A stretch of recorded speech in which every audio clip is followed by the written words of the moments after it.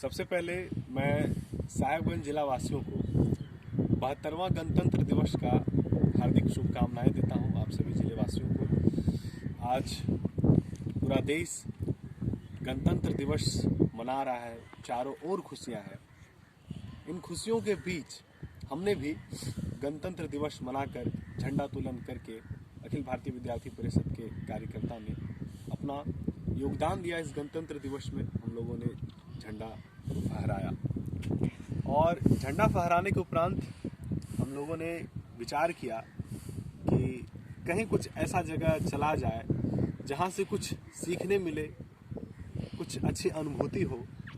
और इस अच्छी अनुभूति के लिए मुझे सबसे बेहद अच्छा जगह गंगा लगा। गंगा के किनारे साहेबगंज एक ऐसा अनोखा जिला है, झारखंड राज्य में एक ऐसा अनोखा जिला है जहां पर माँ गंगा, जहां से गंगा माँ गुजरती है।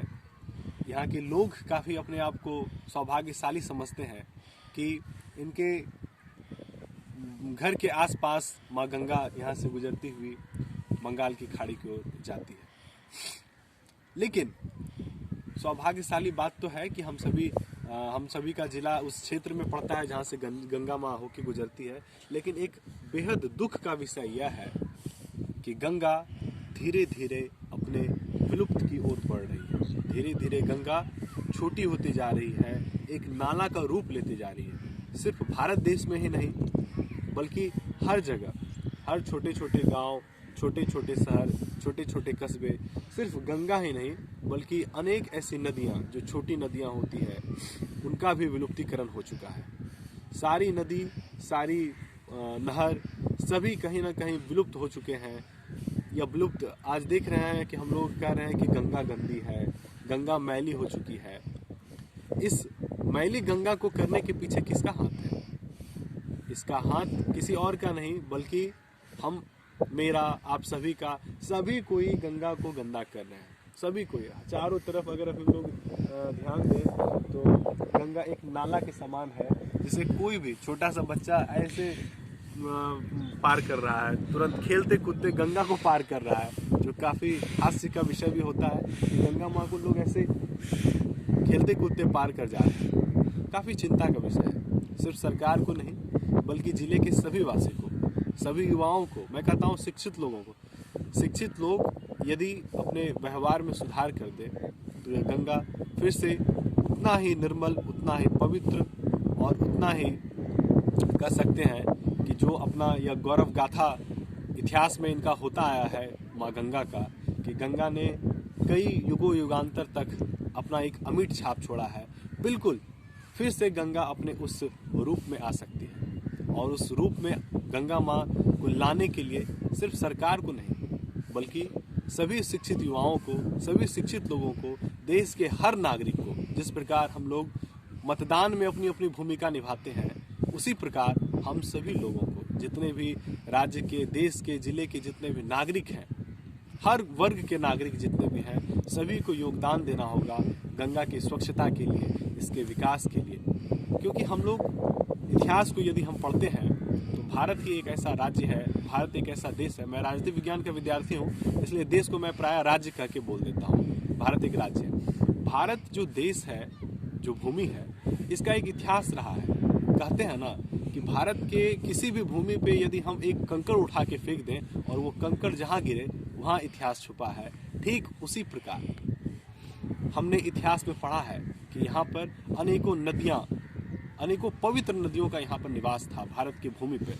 गंगा, यमुना, सरस्वती। हमने सरस्वती को खो दिया। आज दिल्ली में यमुना नदी की स्थिति को देखिए। जो शिक्षित लोग हैं, जिसे प्रकृति से जुड़ाव है, जो नेचर की सुंदरता को महसूस करते हैं, उसे काफ़ी दुख और पीड़ा होता है कि हम लोग कहाँ जा रहे हैं, हमारी सभ्यता कहाँ जा रही है। और आज स्थिति ऐसी आ चुकी है कि गंगा जो पवित्र नदी है, जहाँ से लोग अपनी आस्था का शुरुआत करते हैं हर कार्यक्रम में, चाहे घर में पूजा हो, चाहे कह सकते हैं दाह संस्कार हो, या अनेक ऐसी कोई भी परंपरा, मतलब हम लोगों का कहते हैं ना हम लोग आए हैं सिंधु घाटी सभ्यता से। हिंदू कहाँ से आया है? सिंधु घाटी सभ्यता से। हम लोगों का विकास नदी के किनारे से हुआ है, लेकिन आज हम सभी अपने नदी को, जो हमारी माता है, जो हमारी जननी है, हम उसे ही विलुप्त करने की ओर जा रहे हैं, हम उसे बर्बाद करने की ओर जा रहे हैं। तो आज काफी अच्छा दिन भी है कि आज गणतंत्र दिवस है, और हम सभी लोगों को सिर्फ इस बात को सुनकर, देखकर हमें छोड़ नहीं देना है, बल्कि हमें थोड़ा सा जागरूकता दिखाना है नदियों के प्रति।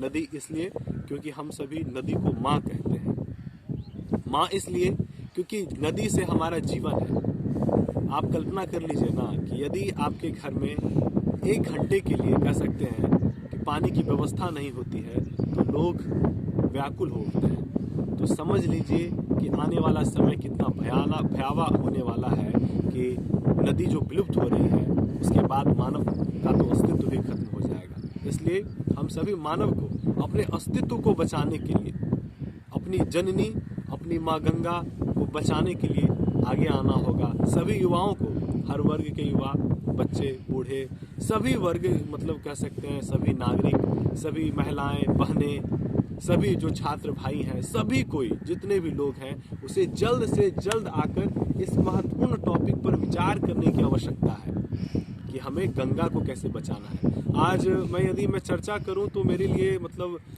काफ़ी समय लग जाएगा। झारखंड एक ऐसा जिला है, झारखंड एक ऐसा राज्य है, और उस राज्य में विशेषकर साहिबगंज, जहाँ पर की प्राकृतिक सुंदरता आपको देखने को मिलेगी।